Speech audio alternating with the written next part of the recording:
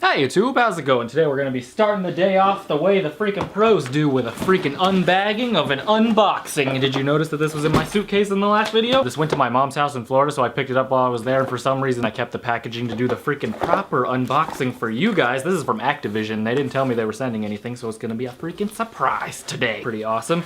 Dude, it's a freaking Skylanders, something card game of some sort. I don't really know how that works. So, like, I know in Skylanders you put the little toy on the boy to get it to work. Dude, do you just like, it's just a normal card game, but you have to put each individual card on there? I would like it if there was that. That would be hilarious. A little overly complicated. There's some paper in there. Specifically picked out some special card. Are these the good Pokemon? I don't know. It's a shiny boy. One of these. There's one of these. Thanks a lot to Activision for freaking sending me these boys. If you don't know who Activision is, they've made some video games. Now, no disrespect to them, but I am gonna now throw these out the window for comedic effect and then go pick them up right after.